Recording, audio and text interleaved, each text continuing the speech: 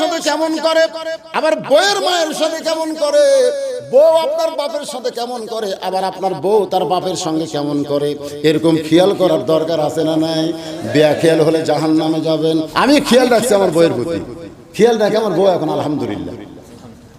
আমার শ্বশুর যখন আসে, আমার বউ আমার কানে কানে কয়, আমার শ্বশুর আমার আব্বা দেশি মুরগি খায়, আমার আব্বা কানস খায়, আমার আব্বা ট্যাংরা খায়, আমার আব্বা এশিয়ার দই মিষ্টি খায়। তা আমি কিনে দেই, আমার বউ খিলে। আমার শ্বশুর খাবার চায় না, আমি দূর থেকে খেয়াল করে দেখি, আমার শ্বশুর কয় না আমার নেবো না। আরে এক টুকরা খান আব্বা। শ্বশুর রাগ করে, এই জন্যই তোর বাড়িতে আসি না, এত খাওয়া যায়। কিন্তু আমি আবার খেয়াল করে দেখলাম, আমার বাবার সামনে 15 দিন আগেকার বিস্কুট দিছে আমার বাবার সামনে। বিস্কুট মুখের মধ্যে দিয়ে দাঁতের সাথে খালি চিপটা লাগে, বাবার লোক ঢুকে বিস্কুট খোলে। তা আমি যখন ঘরে ঢুকলাম, আব্বা কয় কে রে ভাই, তোর বাড়ি যতবার আসি তোর বউ এই যে এই পুরানা বিস্কুট দেয়, খালি দাঁতের সাথে চিপটা লাগে। আরে তুই কি ভালো বিস্কুট কিনিস না? বাবা জানদের বলতেছি, আমার মায়েরা কিন্তু পর্দা করবার চায়, জোরে কোন চায় কি চায় না। ওই ফখরুদ্দিন সরকার যখন ক্ষমতায় ছিল, আমাদের দুপচাঁদ ব্রিজের কাছে একটা র্যাবের ক্যাম্প, এক ছেলে তার বউকে নিয়ে হুন্ডা ফিল্ডিং মারতেছে, এত জোরে হুন্ডা ছাড়ছে যে বাতাসের চোটে বুকের ওড়না গলার প্যাঁচ খাচ্ছে। র্যাবের মেজর হুন্ডা আটকায় দিছে, আটকায় বলছে কে ডাকা হয়? মুসলমান। তো ঠিক আছে মুসলমান, তোর পিছনে কে ডাকা? হার বউ। তুই কেমন মুসলমান? তোর বইয়ের গায়ে বোরকা নাই কেন? বইয়ের গায়ে বোরকা নাই কেন? ওই তো একেবারে ভেকা সেকা লাগছে। তখন ওই মেয়েকে বলতেছে, মা তুমি মুসলমানের বউ, মুসলমানের মেয়ে, তোমার গায়ে বোরকা নাই কেন? মেয়েটা কান্দের বলে, স্যার আমি কমপক্ষে 1000 বার কইছি যে আমাকে একটা বোরকা বানা দেও, কিন্তু আমাকে দেয় না স্যার। এখন আমি র্যাবের মেয়েদের গায়ে মারো, দেখ র্যাবের সামনে তোর বউ দোষ দিল, কার দোষ দিল? আমার দোষ দিল। তারা আল্লাহর সামনে কার দোষ দিবে?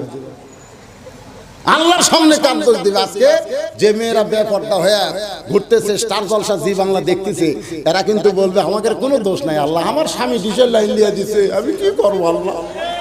আমি তো বসে থাকবার চাই, কিন্তু ডিজেল লাইন দেওয়া দরকার নেই। তো আমি জি বাংলা স্টার জলসা দেখি, আল্লাহ আমার কোনো দোষ নাই।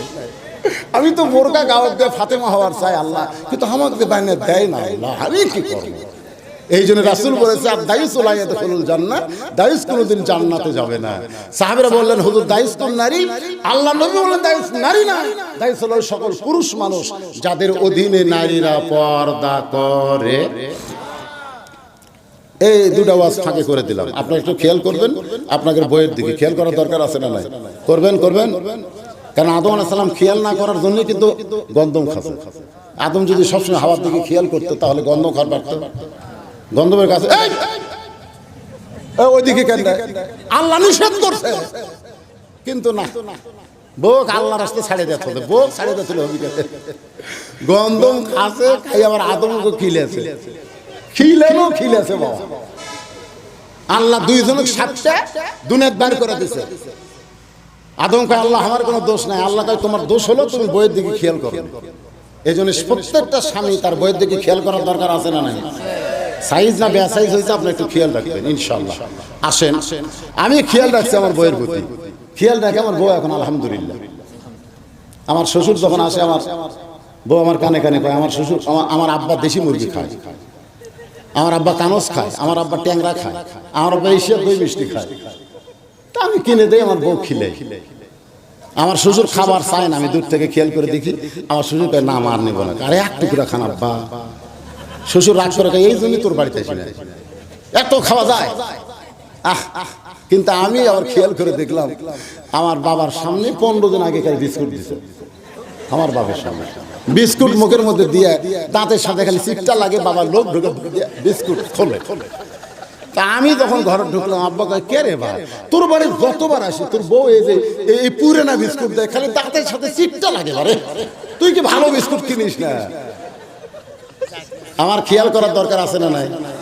কে রে, আমার শ্বশুর আসলে হ্যাঁ, আর আমার বাপ আসলে পুরানা বিস্কুট। আমি আস্তে করে ঘরত গেলাম, ঘর যাও তো ইলা সাবিলি রব্বিকা বিল হিকমা, আমি আয়াতকে লক্ষ্য রেখে মুসকে হাসি দিয়ে বউকে ডাকলাম, কারণ রাগ করে ডাকলে আসবে না। মুসকে হাসি দিয়ে বউকে ডাকলাম, বউ মনে করতেছে হয়তো কিছু একটা হবে। যেই ঘরের মধ্যে আইছে, আমার আব্বা কিন্তু বিস্কুট খাচ্ছে, ঘরের মধ্যে ঢোকার সাথে আমি সিটকি তুলে দিলাম। যেই সিটকি তুলে দিয়েছে, আর আব্বা বলতেছে এই হুজুর কেন বউকে ঘরের তোরা সিলকি দিলি খান? আমি কইলাম আব্বা আপনি ধৈর্য ধরেন, ও আমিলুস সলিহাত, আমাকে নেক আমল করা লাগবে আব্বা, একটু ধৈর্য ধরেন। আমি খেয়াল করছি আব্বা, আমি খেয়াল করছি। আব্বাকে কি খেয়াল? আমি করছি, আপনি করেন না। এই কয়ে বইয়ের টুটিতে আলগতে এখানে খুব জোরে ধরা যাবে না, বুঝলেন না? এই ফকুনের বেটি তিন কথা বলে তোকে নিয়ে যাচ্ছি, আবার তিন কথা বললে তুই তালাক হবি। বহুদিন ধরে তোর সাথে সংসার করতেছিস, তুই পুরাতন হয়ে গেছিস, আমি নতুন আর একটা কর্মরা। তোর বাপের সামনে এত কিছু খাবার দেশ, না খালি জোর করে খাওয়াস, আর আমার বাপের পুরাতন বিস্কুট দেশ। আমি বাপ পাল্টাও আর পারবো না, কিন্তু বউ পাল্টাবো না। একবারে দুই পাও চাপে ধরে কয় আর জীবনে খেয়াল করে দেখবেন এইরকম ভুল হবে না। আল্লাহর কাম ভাই, ওই ঘরের মধ্যে আমল করার কারণে আর খেয়াল করে দেখতেছি জীবনে আর ভুল হচ্ছে না। তাহলে বউয়ের দিকে খেয়াল করার দরকার আছে না নাই? বউ আপনার মায়ের সাথে কেমন করে, আবার বউয়ের মায়ের সাথে কেমন করে, বউ আপনার বাপের সাথে কেমন করে, আবার আপনার বউ তার বাপের সঙ্গে কেমন করে, এরকম খেয়াল করার দরকার আছে না নাই? বেখেয়াল হলে জাহান্নামে যাবেন। আল্লাহ কোরআনে বললেন ওয়াকাযা রাব্বুকা আল্লা তা'বুদু ইল্লা ইয়াহু ওয়া বিল ওয়ালিদাইনি ইহসানান। রে দুনিয়ার সন্তানেরা, আল্লাহর ইবাদতের পরেই হলো তোমাদের বাপ মা। বাপ মার মধ্যে ইহসান করো, দয়া করে ভক্তি করো। সন্তান যদি বাপ মাকে দয়া করে ভক্তি করে, আমার আল্লাহর নামাজ যদি সে কমও পড়ে, ওই বাপ মার দোয়ার কারণে আল্লাহ তারে জান্নাত দিয়ে দিবে। আর বাপ মার মনে যদি কষ্ট দেয়, আপনার নামাজ রোজা হজ যাকাত একটা আল্লাহর দরবারে কবুল হবে না। যার প্রমাণ হলো নবীর সাহাবী আলকামা। আলকামার ঘটনা সকলে জানেন, এদিনে ঘটনা বলার মকসুদ না। আসেন সালাতি, আল্লাহর জন্য নামাজ, এটা বোঝানোর জন্য বলতেছি। নবী আমার চুপি চুপি তদন্ত করতে গেছে আবু বকরের ঘরের জানলার কাছে, ভিতর থেকে কান্নার আওয়াজ আসতেছে। নবী বলে আল্লাহ, এক নম্বর জান্নাতি সবাই যখন ঘুম পড়ে তখন কান্দে কেন? নবী কিছুই বললেন না। ফজরের নামাজ যখন শেষ, নবী তাকায় দেখা আবু বকরের চোখ দুইটা রক্তের মতন লাল দেখা যায়। আল্লাহ নবী, আবু বকর তোমার সঙ্গে আমার গোপন কিছু গল্প আছে। আবু বকর নবীর কাছে গেলে নবী ফিসফিস করে বলতেছে, আবু বকর গোপনে গোপনে এমন কি আমল করো, এমন কি আমল করো যে আমল করার কারণে আরশের আল্লাহ তোমাকে সালাম দেয়? আবু বকর বলো বাবা, তুমি গোপনে গোপনে কি আমল করো? আবু বকর ছোট বাচ্চার মতন কান্দে। রাসূল বলে কান্দো কেন? বলে ইয়া রাসূলুল্লাহ, আল্লাহর শপথ করে বলতেছি, আমি এমন কি আমল করেছি অধম, এমন কি আমল করেছি যে আরশের আল্লাহ আমাকে সালাম দেয়? আমি বলতে পারবো না গো নবী, আমি বলতে পারবো না। নবী বলতেছেন ফেরেশতা জিবরাইল বলতে পারে না, আমি নবীও বলতে পারলাম না, তুমিও বলতে পারো না। কিন্তু আমি তদন্ত করে দেখছি বাজান, সবাই যখন ঘুমাইছে তোমার ঘরের ভিতরে কান্নার আওয়াজ আসতেছে। বলাও বাক্কা, তোমার ঘরের ভিতর থেকে কান্নার আওয়াজে কেন আসতেছে? আবু বকর বলে ইয়া রাসূলুল্লাহ, তাহাজ্জুদের নামাজের পরে ফজরের সময় বাকি আছে বলে আমি একটুখানি মোরাকাবার হালতে আমি চোখ বন্ধ করে আমি যখন হাসরকে নিয়ে বসে গেছি, আমি যখন হাসরের ময়দানকে সামনে নিয়ে বসেছি, এমন সময় কে যেন বলতেছে আজকে হাসরের ময়দানে সবাই জান্নাতে যাবে, সবাই জান্নাতে যাবে, কিন্তু একজন ব্যক্তিকে আল্লাহ জাহান্নাম দিবে। ওগো নবী, আমার এত ভয়, ওই একজন ব্যক্তি যদি আবু বকর হয়।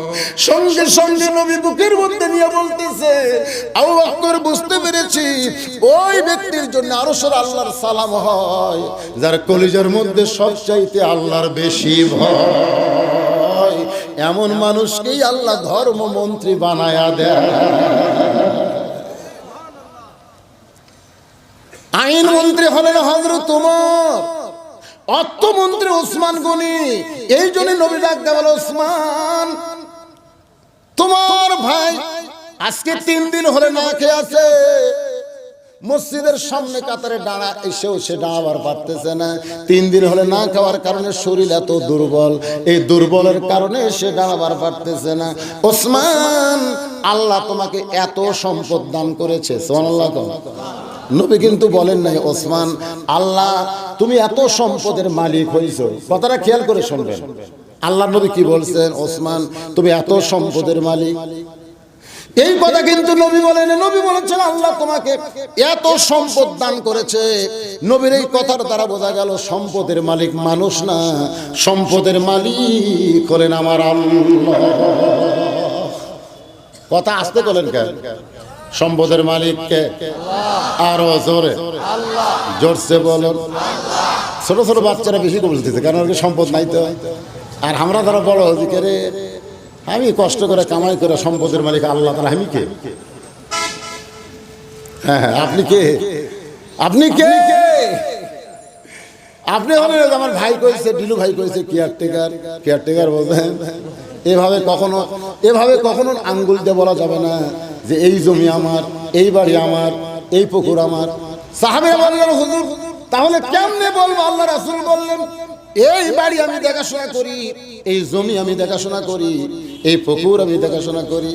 আমি হলাম দেখাশোনাকারী, মূল মালিক হলেন আমার আল্লাহ।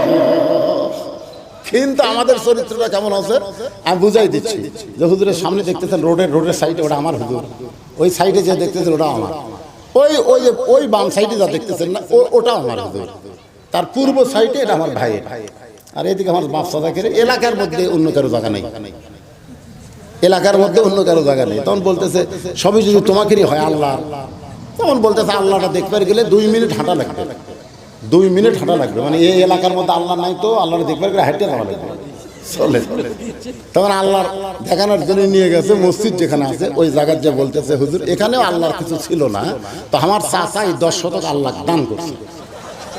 মসজিদের কাছে খাড়া হয়ে বলতেছে যেখানেও আল্লাহর কিছু ছিল না, এই যে দেখতেছেন মসজিদ, এই 10 শতক আমার চাচা আল্লাহ দিচ্ছে। তো ফেরেশতা বলতেছে আল্লাহ এটা কোন দেশ? যে দেশে তোমার কিছু নাই, দান করলে তুমি পাও, এই দেশের নাম কি? আল্লাহ বলতেছে ওই দেশের নাম হলো বাংলাদেশ রে। ওই দেশে আমার মতন গরিব কেউ নাই। বর্তমানে বাংলাদেশে আল্লাহ সবচেয়ে গরিব, মানে আল্লাহ নাই। যে নাউযুবিল্লাহ কয়ে লাভ নাই তো, আমাকে তাই ঈমান, তার উপর আমি বক্তব্য দিচ্ছি, ঠিক কিনা কর? যে 10 শতক আমরা আল্লাহ দিছি, তার মানে কি?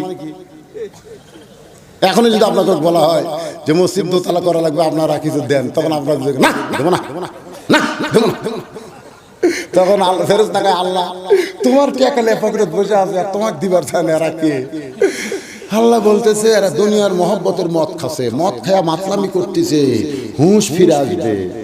ফেরেশতা বলে আল্লাহ কবে হুঁশ ফিরবে? আল্লাহ বলতেছেন ওয়ানফিকু মিম্মা রাযাকনাকুম মিন ক্বাবলি আইয়াতি আহাদাকুমুল মাউত ফায়াকুল রাব্বি লাউলা আখখারতানি ইলা আযালিন করিব।